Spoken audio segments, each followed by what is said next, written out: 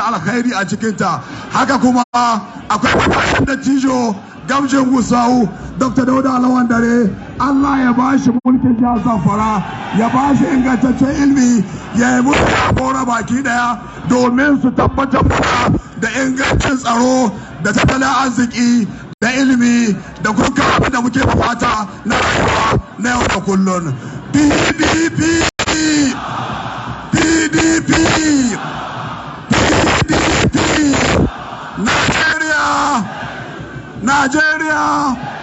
Najeriya Zafara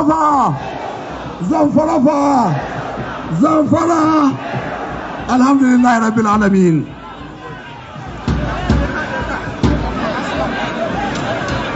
Yanzu za mu saurari Dr. Aslam Aliyu. أعوذ بالله السميع العليم من الشيطان الرجيم بسم الله الرحمن الرحيم.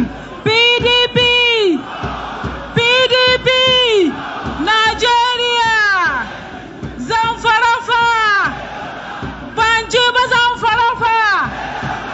To alhamdulillahi muna mika godiya ta musamman ga al'ummar jihar Zamfara yadda kuka nuna goyon baya matsayin ku jajirtattu don duk mutanen da kuka ne wurin na a jihar Zamfara sun taru jarumai ne, domin duk wanda ya san yancin sha siyasa shi jarumi ne. Ina maku albishi da cewa dan takarar shugaban kasar Najeriya Alhaji Atiku Abubakar Wazira Adamawa yana jajanta maku da irin ilhani da tashin hankali na kashe mutane da ake yawan yi a Zamfara da rashin tsaro, kuma ya ce yana ƙara ba ku haƙuri insha Allah nan da wata 6 zuwa 7 ƙarshen rashin zaman lafiya jihar Zamfara zai kawo ƙarshe da Najeriya ga baki ɗaya. Sannan kuma al'ummar jihar Zamfara ku sani mai yawa abin da ya dame mu tattalin arziki da kasuwanci da noma da muka rasa a jihar Zamfara. Alhaji Atiku Abubakar ya yi alƙawarin cewa in ya zama shugaban ƙasa zai dawo da martaban masaka a jihar Zamfara, zai dawo da martaban noma a jihar Zamfara, zai dawo da martaban kasuwanci a jihar Zamfara. Ku sani ranar 25 ga watan Fabrairu ku hito ku kasa ku tsara ku yi mi. Duk wanda ya tashi ya koma gida ya ce la ilaha illallah la sharika lahu lahul mulku wa lahul hamdu wa huwa ala kulli shay'in qadir. Mun yi imani da Allah domin kulillahumma malikal mulki tutal mulka man tasha. Ubangiji Allah ya ba Alhaji Atiku Abubakar shugabancin Najeriya.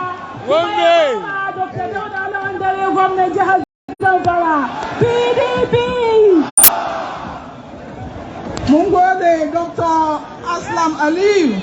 Yanzu mutanen jihar Zafara za ku ji daga wajen mataimakin gwamna na jihar Zafara, Barista Madi Aliyu Gusau zai kama ku sakon fatan alheri. PDP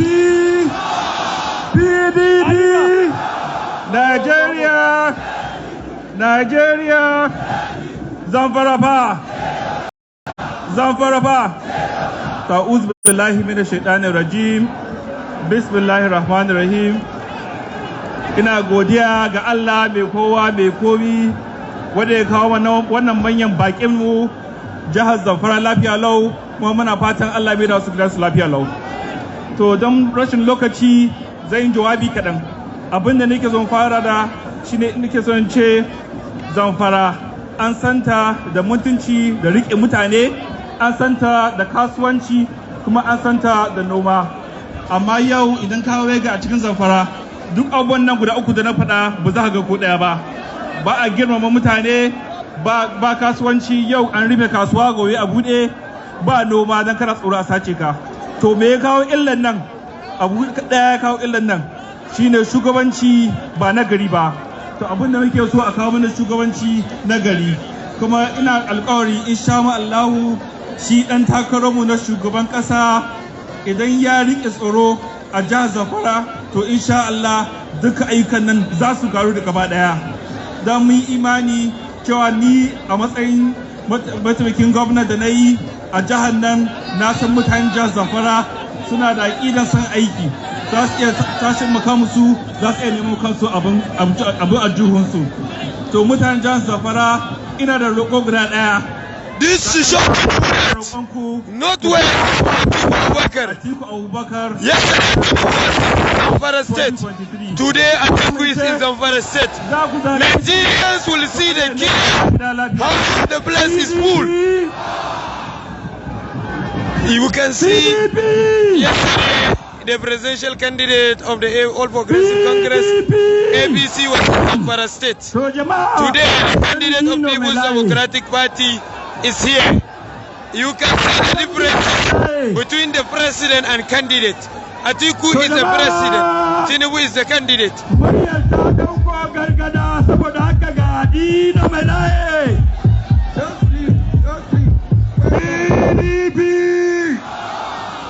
PDP,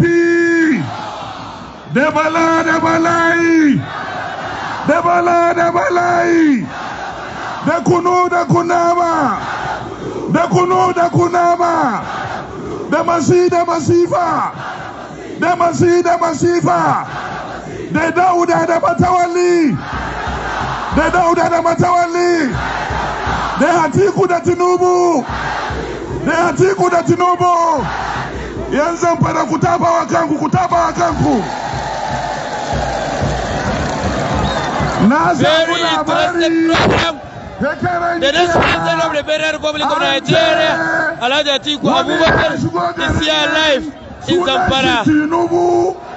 Mutane suka ki fitowa yau Atiku ya zo ga mutane ko ina jama'a atabawa Atiku. Yanzu a yayin da kuke gani yau ne shugaban kasa Atiku Abubakar yake yin taron gangamin yakin neman zaben shi a jihar Zamfara. Kowa ya tafa wa Dauda. Give me Victor.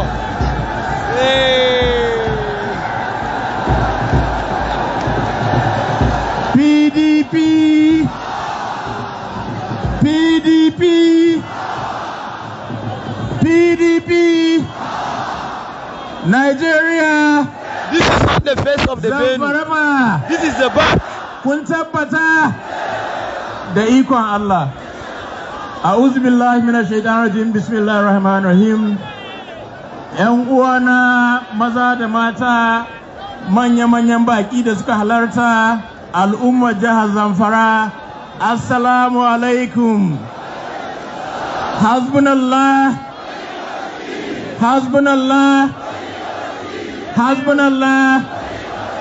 to alhamdulillahi wannan da kuke jira yau gashi ya bayyana.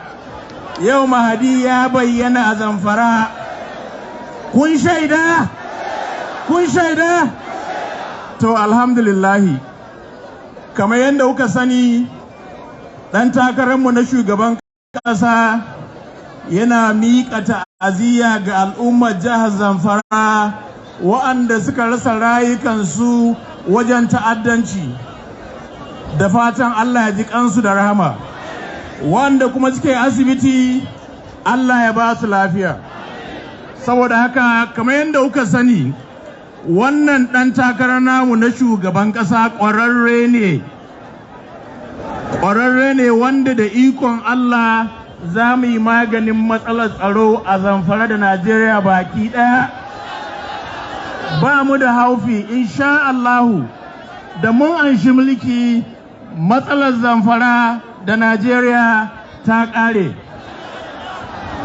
Saboda haka ku kwantar da hankalinku. Sannan ɗan takararmu na shugaban ƙasa gogagge ne wajen tattalin arzikin ƙasa, don kowa ya san shi ɗan kasuwa ne. Mun san irin abubuwan da ya yi a ƙasan nan, ballantana kuma idan ka je Adamawa za ka san cewa cikakken ɗan kasuwa ne. Saboda haka, kamar yadda kuka sani kuma, a da yanda Gusau take wajen kasuwanci, to da ikon Allah wannan kasuwanci zai dawo don za mu yi maganin tsaro. sannan mutane za su iya zuwa gonakinsu su yi noma insha Allahu. Saboda haka ina kira gare ku ranar zaɓe ku fito ƙwanku da kwarkwatanku ku zaɓi wannan jam'iyya tamu ta PDP a kasa a tsare a raka. Kun yi alƙawari? Kun tabbatar? To alhamdulillahi. Saboda haka zan taƙaita bayani na saboda ɗan takararmu shi ma zai zo maku bayani kuma yana kan hanya don zai koma Sokoto insha Allahu. Distinguished ladies and gentlemen, I'm pleased to inform you that our president, inshallah, in 2023, Alhaji Atiku Abubakar, is here with us. He is a man of integrity. He is very, very enterprising. Giving you assurance, inshallah, the insecurity in particular will come to an end. I also want to assure you, all those traders that we have in Zafara, I can assure you that we have plans for you, and by the grace of God, trading will continue in this state. And there's so much other things that we are going to do in 2023 after taking power from APC, inshallah. Therefore, I'm going to stay here because our president, inshallah, is heading back to Sokoto. Thank you very much for your understanding. Thank you very much for the welcome, for the warm reception. Thank you and bye. Jama'a a tafawa Dauda, a tafa mishi.